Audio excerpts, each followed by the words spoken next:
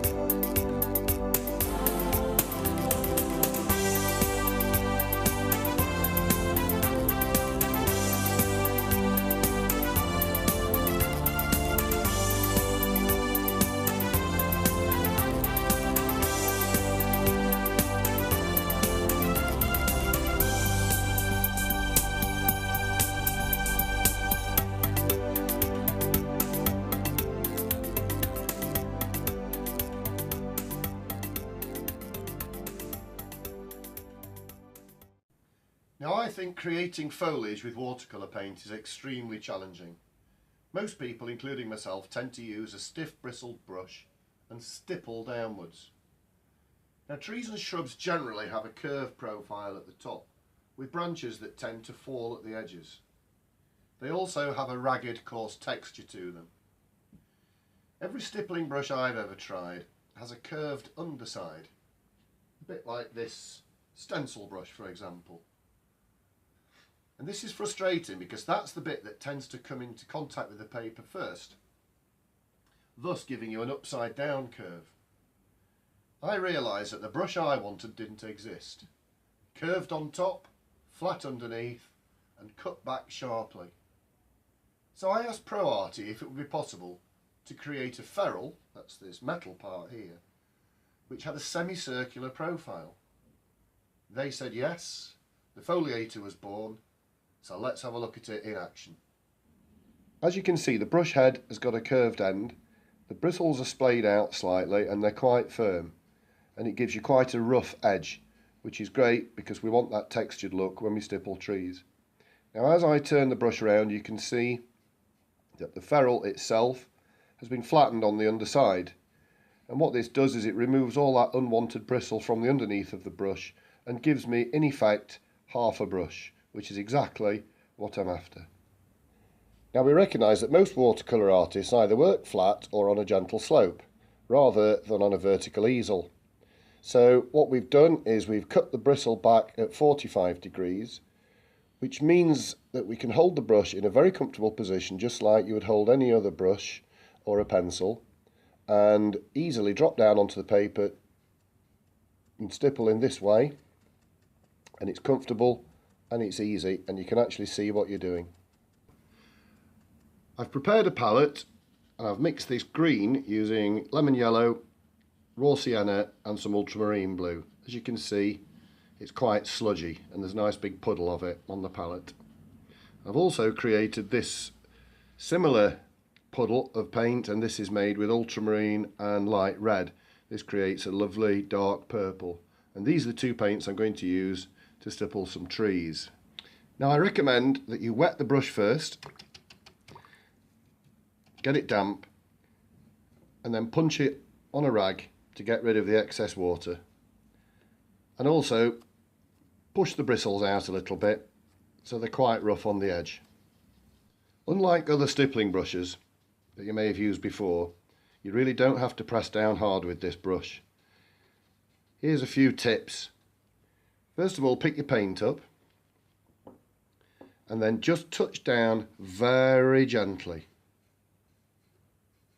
move the brush from side to side, and as you can see, it immediately gives you the exact texture and shape that you want for trees. You can see I'm barely touching the paper. We certainly don't want to overwork it and press down too hard. It's giving me the exact texture that I need, and as you can see, it's not awkward at all. And I'm just going to pick up a little bit of the purple while that's still wet and just drop that in. And that gives the tree a few of its dark tones as well. So here's a few examples of the type of trees that you can paint with this brush.